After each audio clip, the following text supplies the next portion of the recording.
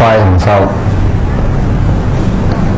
各位大家請睇法說罪業報應教化地獄經，我哋請睇經文啦。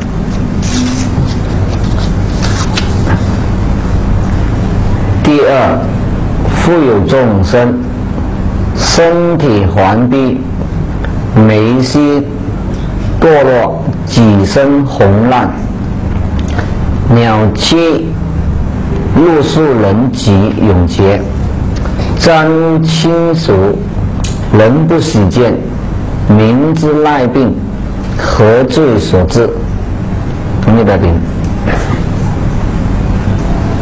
今日呢，我哋接住嚟講啦。呢個第二條呢，菩薩啦，又繼續咧再問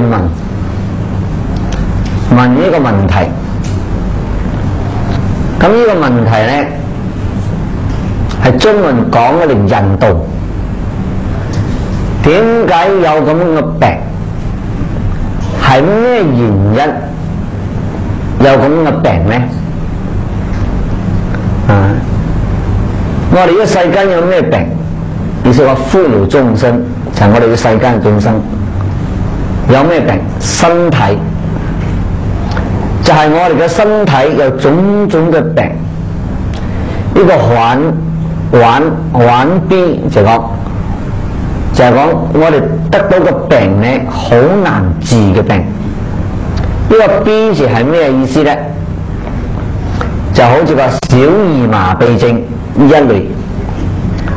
意思講一出世呢，佢就有咗呢個小兒麻痹症，或者你年紀大咗，中風，腳手收縮就會變形啦。所以有啲係先天性，有啲係後天性。我哋嘅病痛呢，如果係先天性嘅，目前社會上嘅醫學點樣發達都好難治療。如果係後天性嘅呢，就有辦法。但係我哋會有咁樣嘅病痛呢，都唔可以怪乜嘢。呢啲佛經上係業障，係我哋宿世嘅業障，正有咁樣嘅問題，都係有關係。因為我哋前生，我哋種下乜嘢因，今生呢就係受咁樣果。所以佛經上所修就講叫咩病？叫業障病。業障病呢就係咁樣嚟。因為呢，你嘅大白色裏邊呢，就已經係藏住咗呢個業嘅因嘅種子。今生你投胎嚟呢個世間，你碰到咁嘅緣，所以你有受咁嘅果報。所以呢種病痛呢，呢個頑逼就講好難治療啊，已經好頑固嘅病，請咩醫生都治療唔到啊。只有一個方法。咩方法？佛教所講係懺悔。懺悔你過去生中曾經做過咁樣嘅病，咁樣嘅事情啊，今生你得咗咁嘅病，所以你哋而家身體有咁嘅病，你唔知道為咩會咁樣嘅，你唔學佛，你唔明白，你就怨天怨地啊！講我世間啊，就有我冇害人啊！又冇呃人哋，又冇搶啊！點解我會有咁樣病？點解仔會有咁樣嘅問題？呢啲咧，你哋世俗嘅眼光冇睇到宿世嘅事情。若果你前世你冇做過咁事，今生你會有咁樣病咩？點解人哋唔會有？點解你會有？所以我哋呢個世界唔平等咯，有高有低，有啲人嘅好好，有啲人咧就好差。所以你就明白呢一類個頑逼就講我哋嘅呢個好難治療嘅病，就好似麻痹症，好似好似嗰啲中風啊，瞓得耐咗，腳啊手啊收縮咯，就唔靈活咯。就尾絲多咯，就講我哋嘅眉就係眼眉，有啲人眼眉啊自然甩，胡鬚就代表頭髮。你睇有啲人頭髮甩到光光，係咩原因？都有原理嘅。而家你女眾咧唔係甩嘅，係自己掹到晒嘅。佢掹到晒都冇得講啦。我靚咯，全部都掹到乾乾淨淨咯，而家自己又係畫翻咯，又揾人拎針去吉咯，一世間顛倒所以如果有啲人嘅眼眉咧同埋頭髮咧甩到係有原因嘅。所以呢個菩薩問佛點解會有咁嘅事情所以而家自己嘅頭髮甩咧，你自己安慰自己講10個光頭9個富咯，因為你唔知自己有咁嘅病有嗰個業障，你就愛好好安慰自己咁講人哋講哎呀光頭唔好睇啦，其實你想光都冇機會咯。我哋光頭嘅就係富，就係我一個唔富啫講。係呢個世間人自己安慰自己，因為呢個屬於唔好嘅相。如果以正常嘅角度嚟講，唔好嘅相；如果以角度喺醫學上嘅角度嚟講咧，就係咩原因？你嘅肝出咗問題，所以你嘅頭髮咧仲要甩。所以有啲人怪中咗降頭啊，俾人落降啊，整個頭髮甩到光晒啦。有啲係人為嘅，有啲係自己整翻嚟嘅，食嘢唔小心，所以你嘅內臟咧已經有種問題。所以你唔可以怪責晒一切都係咩事情。有時而家我哋嘅人咧唔明白咁樣嘅道理。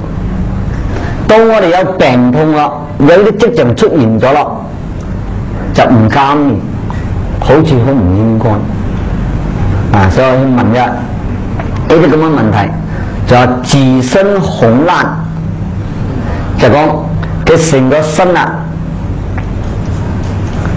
咯，開始難，生得瘡開始發難種種你講自身就講成身都有，好似嗰啲人啲麻風病你睇過麻風病你成身就爛咯。而家唔好講麻風病，講糖尿病啦。你糖尿病一發作，你個傷口咧都唔能埋口咯，一路流到膿流出嚟啦。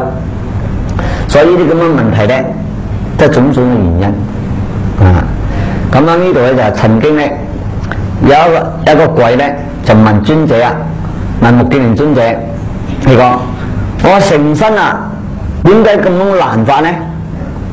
苦不可忍何罪所致呢？咁目犍連尊者就講俾你聽，佢話以此人為人嘅時候咧，中意咬食一切肉，殺害眾生，今生受花報，果報咧就在地獄。所以我哋食咁多啲眾生嘅肉，中意殺害眾生嚟食，第日我哋有啲病咧就成身爛，係有原因嘅。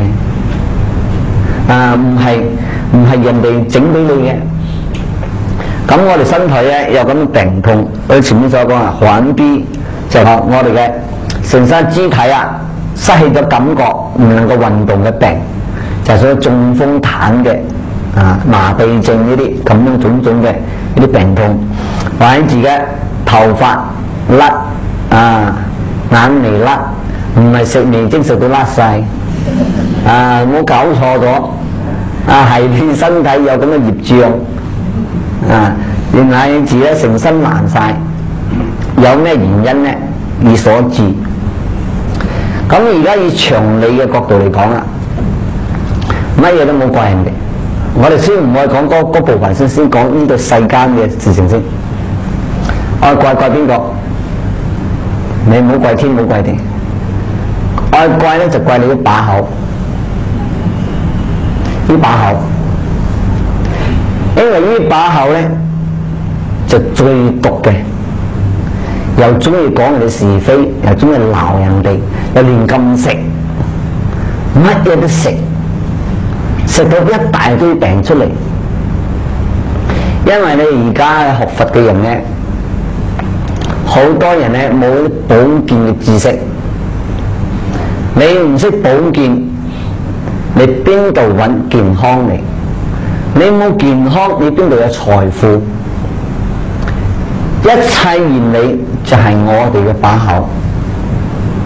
所以佛經常講最毒最惡就係呢把口。中國人講一句話：病從口入。所以我哋嘅病痛成身有緊問題，就從嗰把口嚟。有病嘅唔係一日嘅時間，係已經累積咗幾十年咗嘅，係今日發作。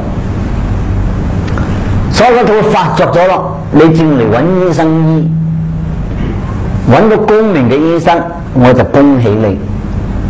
如果揾唔到，你今生咧就到此為止。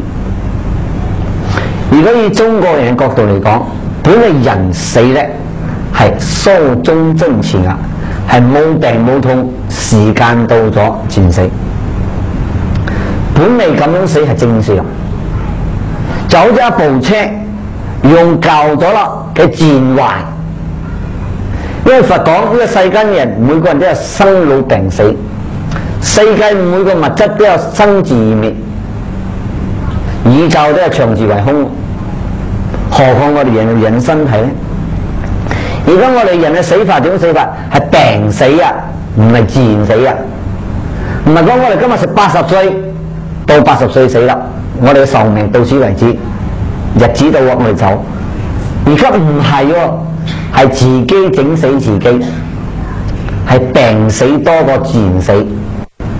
一切咧就響嗰把口，我哋唔注意乜嘢應該，乜嘢唔應該。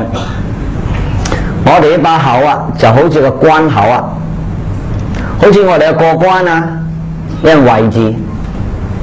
點解掌子？好嘅就俾佢入嚟，唔好嘅就掟走。本係咁樣啊，所以而家呢個人咧唔愛管啦，唔愛理啦，好嘅又放入嚟，壞嘅放嚟，全部放晒入嚟。你講嘅國家唔係社會大亂啦，所以我哋嘅身體都一樣啊。乜嘢應該食落嚟嘅，你唔知道；乜嘢唔應該食嘅，你唔知道。所以亂咁食，食到最後點樣？咪癌症出嚟啦，咪成身爛啦，連毒都放落嚟。所以而家社會嘅人咧，對飲食啊，我哋唔明白。其實我人上嘅世間咧，食物係好重要嘅，因為啲食物就養我哋身啊。你冇咗食物，你會死啊。所以我哋身體出咗種種問題啊，一切講到晒一句話：冇知識，冇啲保健嘅知識，冇人教，冇人講，又冇人去研究，又好多人唔嘥啲心血時間去研究，到你有病有痛啦，就俾人劏俾人割，到最後咧咁生俾人割到死，值得咩？啊，所以講你哋咧多啲睇啊，整個菩薩會問呢啲事，成身爛咯，係咩原因？你講以你做為人嘅時候啊，中意殺害眾生，食肉，今生受嗰啲果報係花報，係利息咯。正報咧就落地獄啦，但係落地獄嗰種受嘅時就唔係咁樣受法啦。唔係難咁簡單啦。地藏經裏邊講得好清楚啊，所以佛喺度提倡叫我哋眾生唔好食肉啊，係有原因嘅。呢個改自己文目記面啦，喺經典裏邊有記載。咁你睇到而家人嘅身體啊，好多難啦，佢身體難係咩原因？呢度難嗰度難。有時你去嗰啲病院啊，你醫院去睇啊，睇到真係好得人驚。呢啲唔係假嘅，係事實擺喺眼前。你可以調查嘅，你問佢係咩原因？你係咪食肉？10個9個都係食肉，佢正有咁嘅毛病到你成身爛咗啦，到咗最後你有咁嘅病痛呢種種呢幾樣啦，咁咧就鳥欺露宿人疾永劫。呢句話係咩意思咧？意思講係一個好偏僻嘅地方，好似你有咗麻風病，有咗咁樣嘅病，人哋唔中意你，就會去隔開人群。鳥黐就個鳥啊，個雀仔咧，佢就唔中意同人一齊。人多地方咧，佢驚人咧會傷害佢，會捉佢。所以鳥雀仔咧就中意咧喺森林住。呢段係比喻講鹿個鹿咧就唔可以讓響市區行嚟行去。呢隻鹿咧如果走喺市區，土翻俾捉咗攞去殺咗佢。所以第一就喺邊度？森林。意思講你有咁嘅病嘅人咧，就係你嘅親戚朋友啊，唔中意同你一齊卵子溶借，就而家目前咧所講嘅艾滋病啦。邊個聽到嘅一就驚，聽到呢個人有咁嘅病咧，全部都隔開你，應接就咗，唔好睇，冇人睇你。所以我哋同修啊，曾經去嗰啲睇嗰啲艾滋病嘅人，啲人到啊，好慘啊，孤零零。呢啲病就好似一樣早排有人影咗隻帶出嚟啊，喺泰國影出嚟嘅，佢艾滋病，人死嗰啲樣啊，點樣樣啊？睇到人生人驚，即係呢部經裏邊講得一樣樣。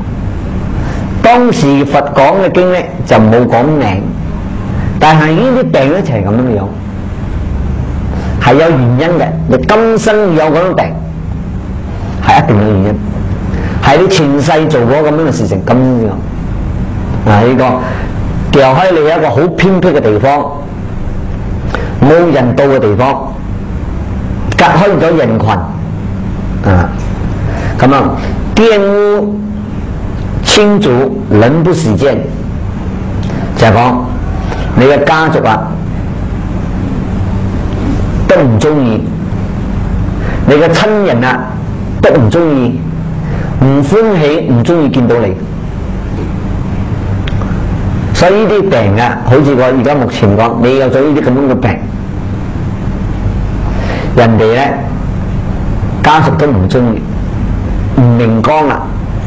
你想比如講我哋屋企啊，如果有個仔女啊，佢係得艾滋病死啦，你估邊個中意聽咁樣嘅名氣？就算你唔係去做翻嚟嘅，係意外得翻嚟嘅，好多人都唔敢講，因為你家族咧、親戚朋友啊冇面啊。所以佢好多人都唔中意聽到咁樣。所以佛講係咁樣嘅病叫做咩病？叫做拉邊。拉邊實在呢個拉字咧就叫麻風病。叫現在講，以前講幾十年前啦，40-50年前咧，聽到麻風病咧好得人驚，因為呢啲病會傳染喎。咁而家醫學發達，就能夠控制咗。你睇泰國啊，曾經有一間麻風病院啦，你睇入邊嗰啲人啊，點樣過嘅生活？洗手腳啊、面樣啊，有啲鼻哥、有啲眼啊，全部你睇到佢啲經。啊！呢啲就係咁樣事。啊！最近你睇嗰個紀錄片，講啲艾滋病嘅人就係好似咁樣。呢個係全世界絕症咯，冇得救咯。你得癌症死啊，人哋仲敢親近你咯。如果你得咁樣病死啊，冇人親近你啊。我哋都碰過幾個，啊想下幫佢助念啊，醫生都唔準啊。你睇變咗光呢度馬上死咗，嗰度馬上係火化，就衛生官員長住添啊，都唔能夠俾佢親近。所以呢啲就係個原因咯。所以而家目前就係咁樣嘅社會嘅嗰種，比呢種仲有多嘅奇奇怪怪嘅病。所以一切呢啲病係做咩咯？從個把口，由個把口嚟嘅，亂咁食，亂咁飲，乜嘢都嚟亂咁做。你作下咁樣嘅惡因啊，你今生係受緊果報。好似我前面所講嘅，因為我哋本嚟嘅大白色裏邊咧，就已經藏住咗呢個因。今生正嚟呢個五濁惡世，又碰到咁嘅緣，因緣一合合，你嘅果報就顯現咯。呢度嘅經典講係以因為流，就係我哋宿世嘅業障未消晒啊，今生仲有繼續嚟受。講晒一句俾你聽。如果今生我哋明白咗，我哋避免得唔得？係可以嘅，你又可以轉，就可以避免啦。你一定係有智慧嘅方法嚟轉嘅，呢度冇分大冇分細，所以而家社會咩奇奇怪怪嘅病都有。呢度咧就簡單舉例幾種嚟俾你睇。呢啲我冇咩中意嘅，就好似世間所講絕症，比絕症仲冤枉嘅，仲會傳染人嘅，有咁種種原因。所以菩薩問啦：何罪所致？係咩原因所致咧？你睇下佛點樣答佢啦？我哋睇下邊。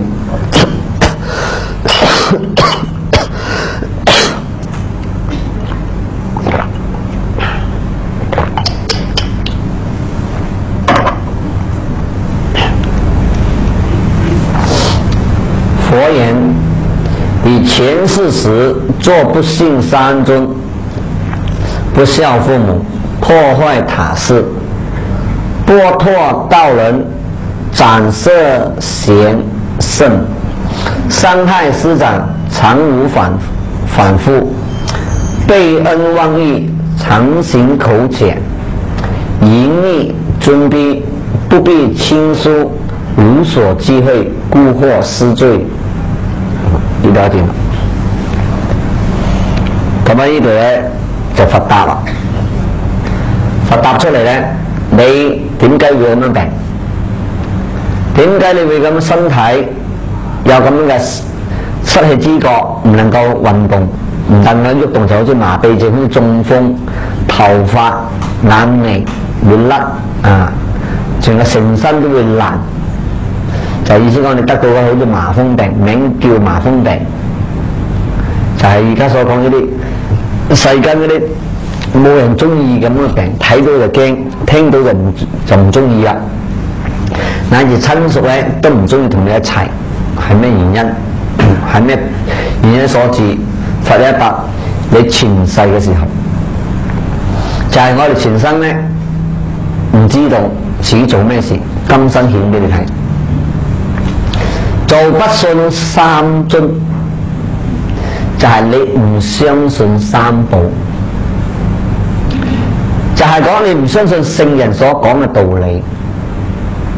前面嘅第一條啊，又係講唔相信佛教，意思講咧你唔相信因果道理，你對佛所講因果道理唔相信，不信因果之人呢，就必定亂咁做，乜嘢都做。佢以為人一死咗一了百了，乜嘢都冇晒，咪就咁做咯。如果人一死咗乜嘢一了百了嘅，世間咪大亂啦。呢個世間咪殺人放火，乜嘢惡事做盡啦。我哋死咗都乜都冇噶嘛。好多人唔學佛嘅人都係咁樣諗法。如果個個都係咁樣，世界愛法律做咩？國家愛定咁多條例做乜嘢？世間都有咁嘅管制啦，何況陰間，何況呢個第二個世界？所以佛講俾你聽，呢種人啊係前世時唔相信三寶，唔相信聖人所講嘅道理，咁佢就胡作非為，乜嘢事情都咁做。你做啲咩事情？第一唔相信三寶，第二咧跟住不孝父母，對父母唔孝順。所以而家嘅社會好多咁嘅問題，所以古人講啦，百善以孝為先啊。有時而家我哋世間啊，好多人問我，師父點解我冇福報？點解我哋學佛學咗咁多年，咩福報都冇？我講啦俾你聽，前面曾經都講過，你不孝父母，你就冇福報。你而家今生嚟學佛，你唔聽佛講，佛教第一就提倡孝道，所以我哋出家人咧就教你啲問題，我哋出家人咧就選擇一條路，就教你哋我點樣去做，所以我咧就對一切大眾無分彼此。唔係講我親生嘅或者唔親生嘅，凡係有緣嘅係我哋嘅長輩咧，我哋咧就係當佢係我哋嘅父母，事實係過生中嘅父母，咁樣嚟做，咁樣嚟幫，係冇條件嘅幫。最緊要係幫咧，我係幫佢脫離，唔好再嚟受苦。世間人嘅孝最多咧係供養父母，食啊住啊用，就到此為止。世間人就盡到咁多啦。我哋佛教教我哋嘅孝咧，我做點樣？能夠幫到我哋父母超生，唔好再在一六道輪迴裏面受苦，生咗又死，死咗又生，生生死死一路想受苦。如果在印度角度啦，最少起碼今生過生咗，都唔俾佢墮落惡道，唔做餓鬼地獄畜生，最少起碼做翻個人，或者咧上天堂。如果以我哋修淨土嘅角度嚟講，希望佢一定會生西方嘅世界，我幫佢超出。有邊個正能夠做到真嘅孝？只有佛，只有成咗佛嗰一日啦。你個孝咧仲要圓滿，我哋世間就算做菩薩嘅嗰位啊，都仲未做到。所以我淨業三福第一條都講孝養父母，我點樣幫你？食得幾多，用得幾多？人生在世間短短幾十年嘅啫，睇起身就好長，其實時間就好短暫嘅啫。一眨下眼就過，你睇你哋諗翻你轉頭，好似殘忍嘅事情啫。我哋而家食咗幾十歲啦，諗翻即係殘忍嘅事情。人生咁快過咗咁多時間，有咩值得計較？有咩值得諗唔開？所以我哋學佛嘅人，我知道福報從邊度嚟？業障從邊度嚟？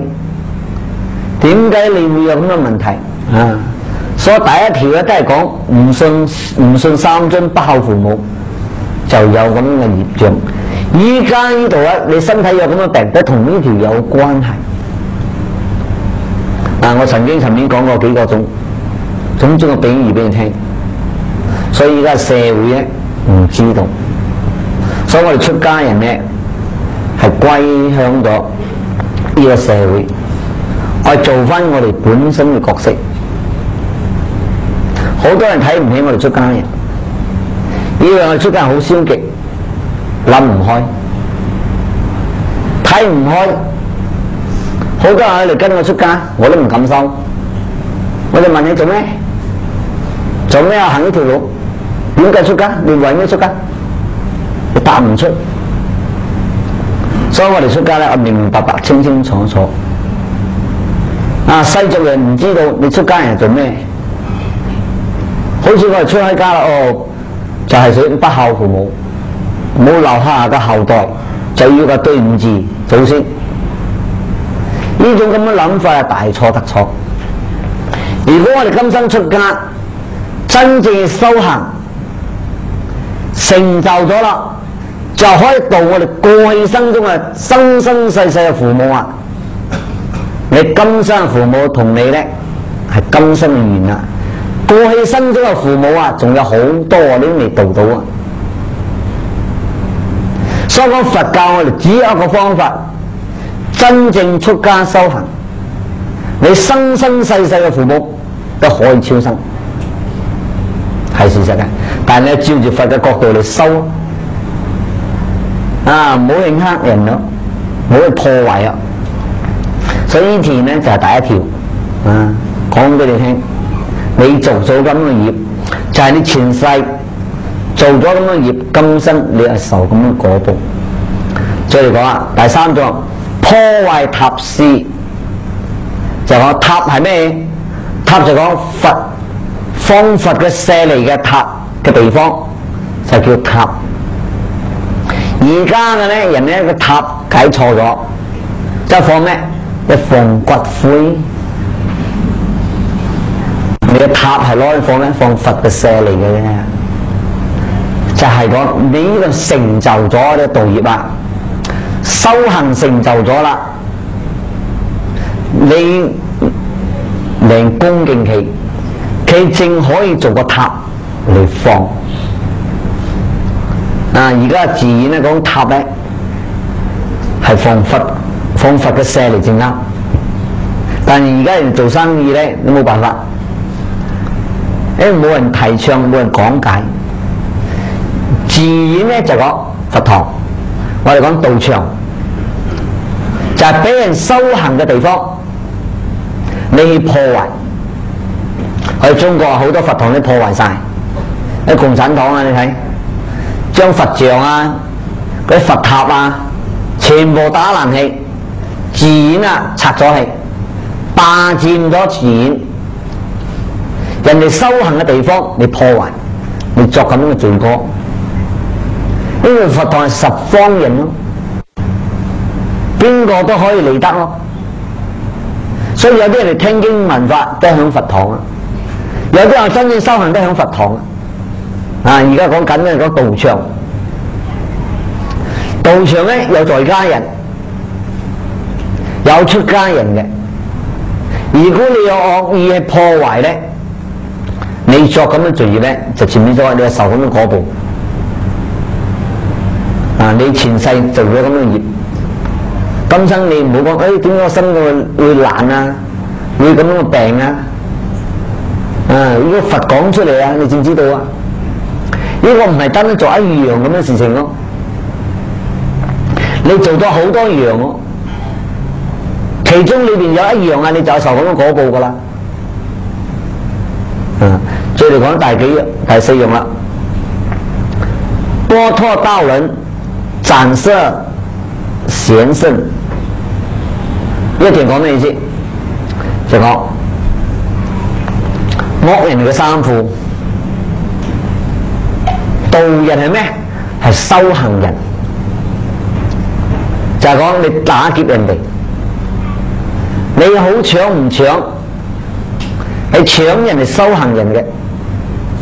比如呢個係道人，呢個係修行人，或者呢個係出家人，無論係邊個宗教，你係個修行人，咁你係騷擾佢，打劫佢，搶佢嘅衫褲，剝人哋嘅嘢咯，搶人哋財產咯，喺自己斬就傷害咗人哋咯。有冇殺氣唔知道，呢啲冇講，就講斬啫。可以攞刀啊，攞乜嘢，攞武器啊，去威脅佢。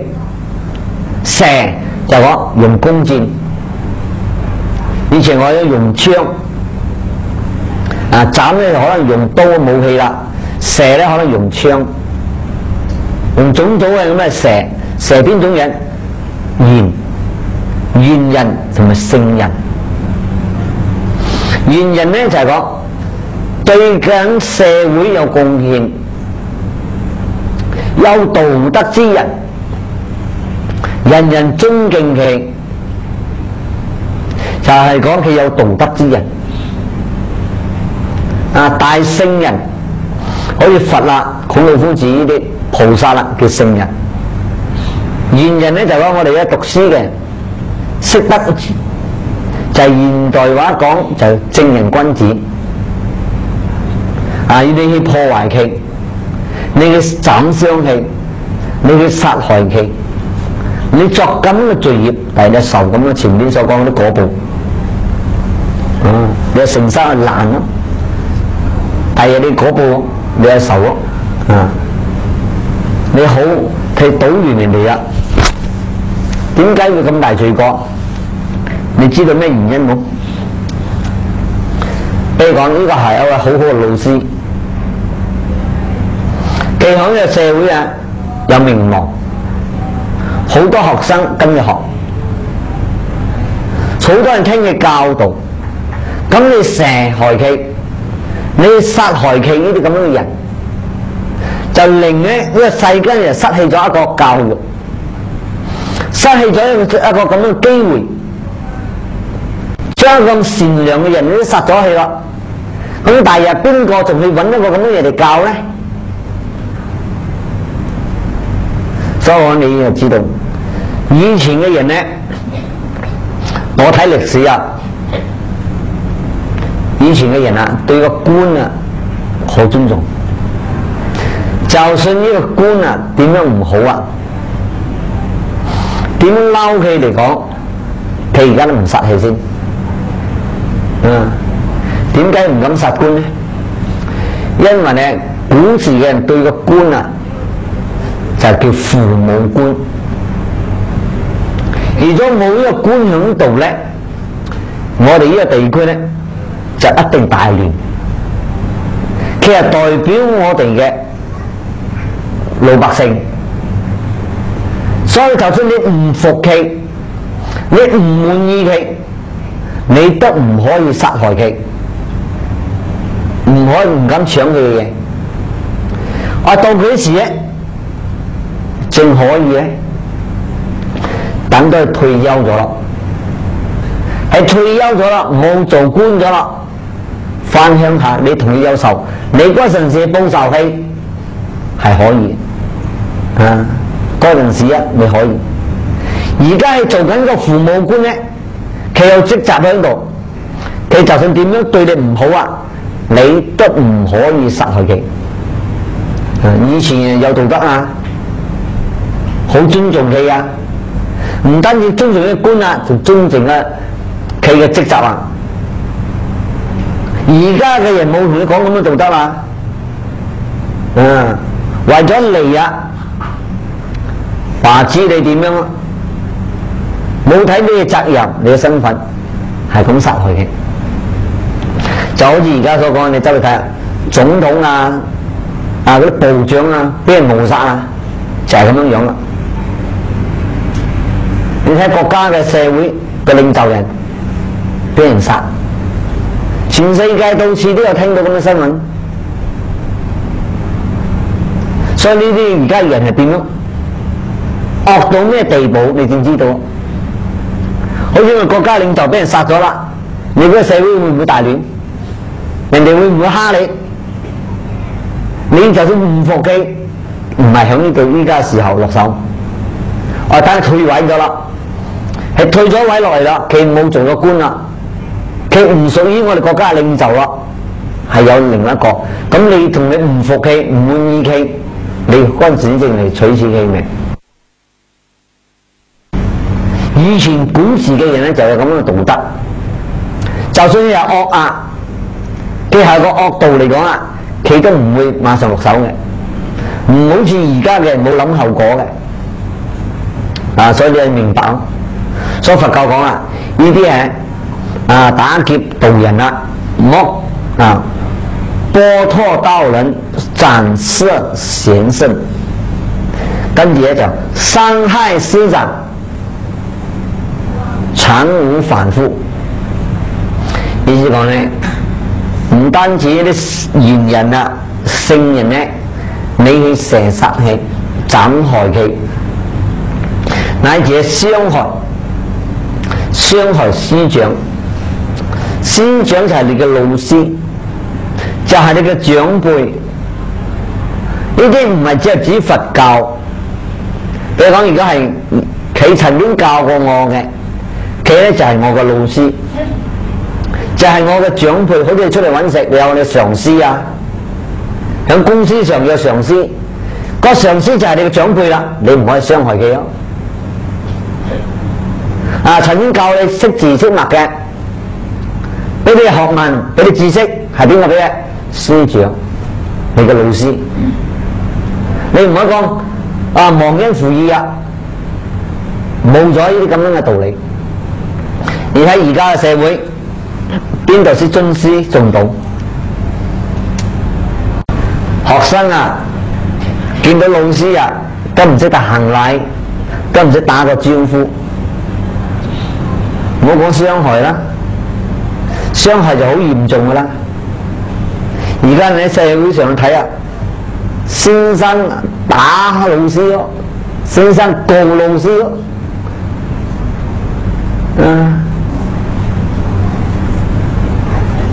所以講而家先生，咩叫先生？做父母嗰啲咪叫先生啊？告老師，老師係教你讀書嗰個啊，你識聽啊？我係冇講錯啊，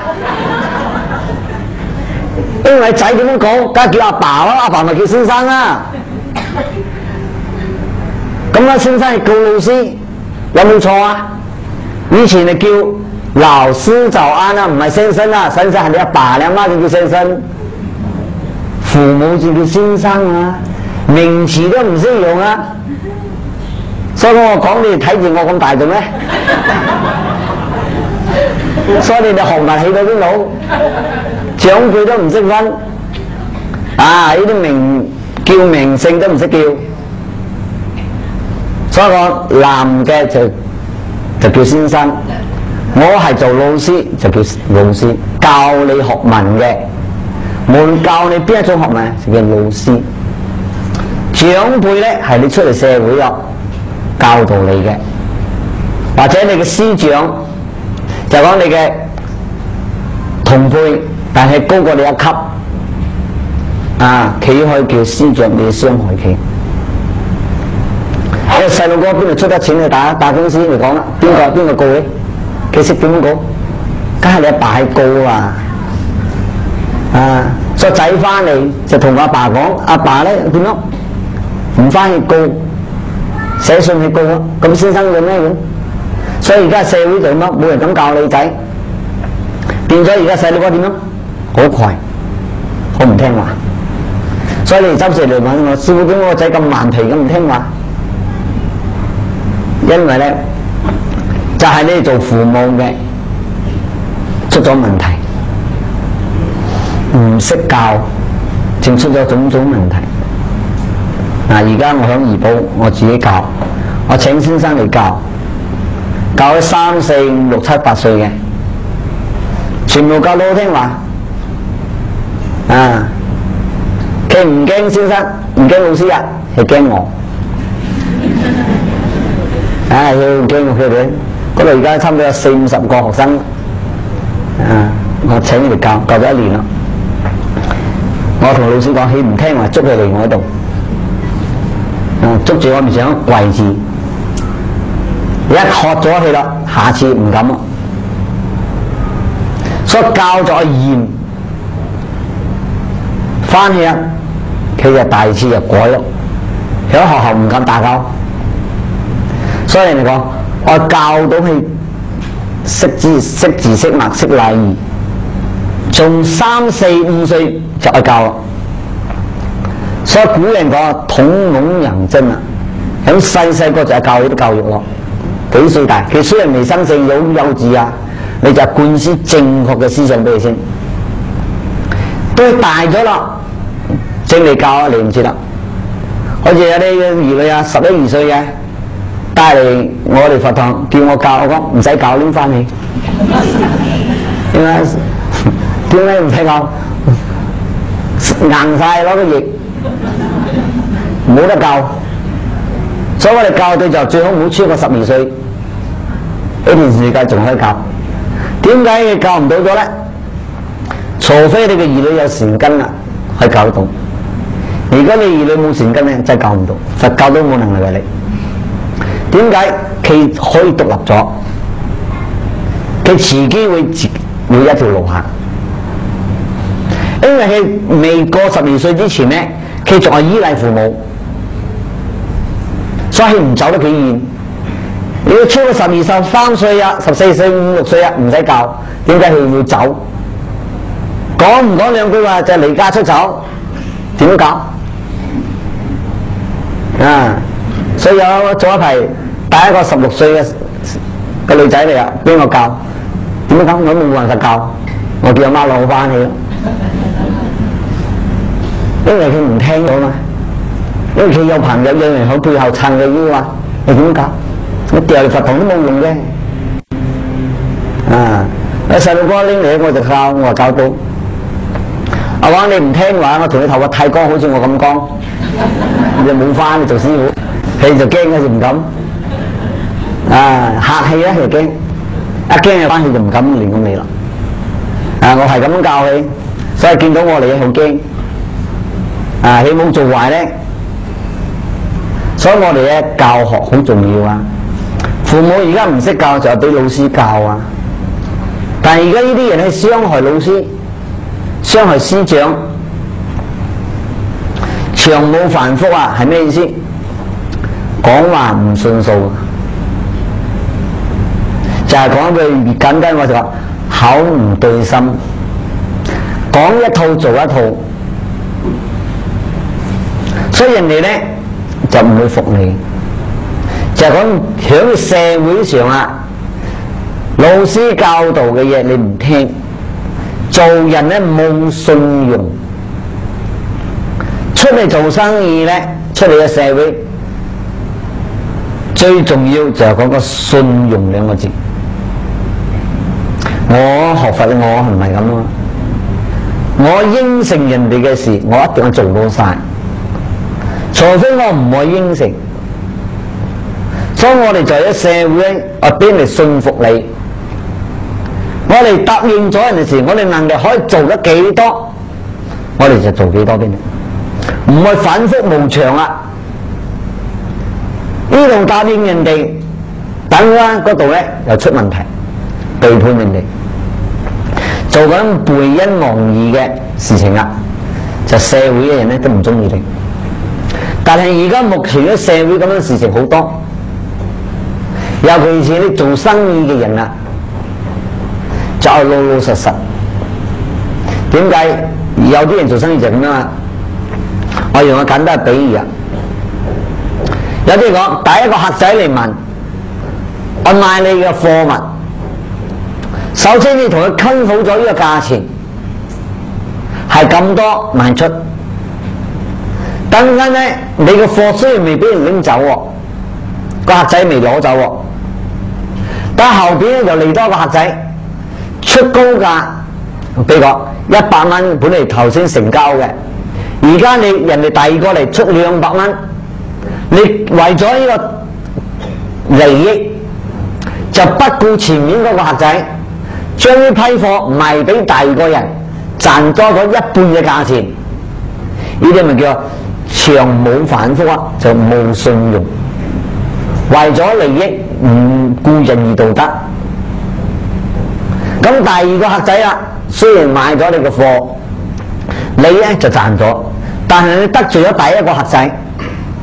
有第一個客仔，你估出去出嚟點樣？一定心不服啊！明明講好咗價錢啦，你合賣俾我呢批貨，點解將雙倍賣咗人哋？將我呢批貨賣咗俾人哋，你就已經唔道理啦，冇公平啦，你冇咗信用啦，但係你個生意咧就必定會失敗。點解呢個賣唔到你嘅貨，佢唔交面，出去一定會毀謗你。會同你講：哎呀，嗰個生意唔好同佢買啊，唔好同佢做生意啊！佢呢啲係咁樣人啊。所以有時你響個社會啊，生意失敗啊，係咩原因？你自己暗中做過咩事啊？我講天知地知你知我知嘅啫。古人講係咁樣，你呃唔到人嘅，人人都係隱瞞自己私事唔敢講。嚟問人哋：點解我咁差？點解出咁多問題？呢度講，所以做人呢，我有信用，答應人哋事就做，唔答應人哋唔好做。我做唔到就唔好答應人哋。我嘅人嚟，我應承人哋，好似人哋講個在念，我應承你做得到我做，如果做唔到我就唔會應承你。我坦白講，我做唔到，唔係我唔想做，我做唔到。如果我有時間做得到，我幫你，就係好簡單。所以人咧就係咁樣嘛，唔可以講忘恩負義啊，冇信用啊。呢個背應忘義就講忘恩負義咯。而家社會係好多講個唔好聽，現在咧就話過橋拉板，就係咁樣，打完齋唔愛和尚。講句咁嘅話你好識聽。我都碰過好多個咁啊，打完齋唔愛和尚嘅。你嘅事咧就求我事咧就跪又拜又喊。師傅你一定要幫我爸過身裝，好慘啊！點啊？做完晒啦，影都唔見咗，多謝一聲都唔識講。所以我周時碰到啲奇奇怪嘅事。左邊我講咩啊？阿爸死係2蚊，阿媽死又2蚊，2蚊4蚊搞掂，你請人都唔止嘅。所以我哋冇氣焰，我哋答應人哋，我做就做，收到係我哋嘅。所以而家嘅社會啊，冇啦飲水思源，冇講邊個幫過你，邊個對你有義，忘記得一乾二淨。所以講呢啲聖人、呢啲師長、老師，所以好多人冇諗翻轉頭，冇父母邊度有我哋今日，冇老師邊度有我哋今日。你今日嘅所有嘅財產，所有嘅係邊個俾你？都同有老師嘅關係。而家當時老師咧唔好，唔用心嚟教你，你今日會做得咁好？所以你又諗翻轉頭，如果當時父母唔養我哋會有今日冇？所以我年年當中，我哋咧就係感恩。我點樣報答人哋？今生報答唔到，來世我哋一定係報答人哋。所以我哋佛教只係教我哋修行成就，唯一嘅方向你成就咗啦，你能夠離氣自由啊，好似佛菩薩咁樣。你一到十方他方世界去度你嘅所有嘅有緣嘅親人，只有一個方法可以做到。在我哋而家末法時代，除咗念佛求生西方嘅世界咧，就可以報答，就能夠做圓滿嘅願。大家知道，所以我哋點解捨棄？捨棄咗係好好嘅修行，放下先，成就咗先有得講。你唔成就你就好艱難，乜嘢都講唔到，得個講字嘅啫。所以我哋一人咧做咗社會，最緊要知道。所以呢段佛特別嘅話講出嚟，你全世做咗咁嘅事情，傷害師長，長冇反覆，背恩忘義。跟住一講逞閃口邪，就講呢度講不合道義嘅行為，而且話所做嘅嘢冇道義冇咗倫常唔識尊卑重下，唔知道自己身份地位，冇照自己常理嚟行。我哋而家思想講咧，就講五倫咯。你冇咗啊，父母兄弟姊妹全部唔識，口邪就話暗中做啲背叛人倫嘅事情，做啲不道德嘅行為，就係咁講啦。呢句話，你唔係周不時，你唔係一半時啊，係長期做咁樣事，就話以為冇人睇到，我哋就可以亂咁胡作非為，尤其對我哋嘅親屬嘅嘢。所以而家我哋人倫嘅關係啊，你睇個報紙好多咁樣嘅問題啊，演呢尊卑呢個演呢啊就係咩？就係世間所講淫邪淫啊，呢就講藏起身嚟，就病起身嚟啊，唔識知道咩叫尊，就係我哋嘅長輩。B 就係講我哋嘅下屬，冇分就係講冇大冇細，唔避就講唔好避忌，冇諗到呢啲係我哋嘅親人啊，親疏就講我哋嘅親戚啊，同我哋有血緣關係嘅冇避忌，無所知虛啊，就講意思講乜嘢都唔理啊，佢中意做咁樣事就做咁樣事。睇而家人就冇咗道德啊，強姦你自己親生嘅兒女都做。喺而家嗰啲社會，周不時有咁樣嘅事情發生啊！報紙周不時都登，你哋睇啊！所以呢度就係個演義尊卑，不必親疏，無所知虛啊！你所做咁樣嘅罪，做咗咁樣嘅前生所做咁樣嘅罪業啊，今生你愛受咁樣嘅果報。所以呢度前面講，你嘅身體點解會有咁嘅病痛、患病啊、美思多咯、自身恐難？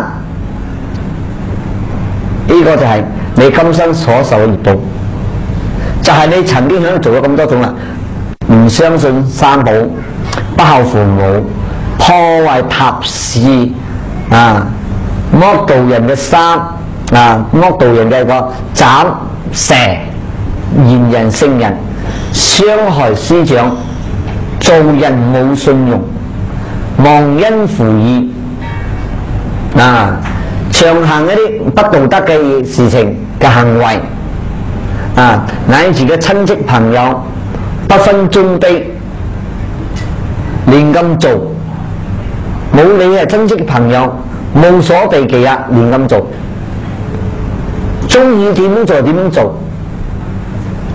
所以你仲有種種咁樣嘅罪業，你今生就受咁嘅果。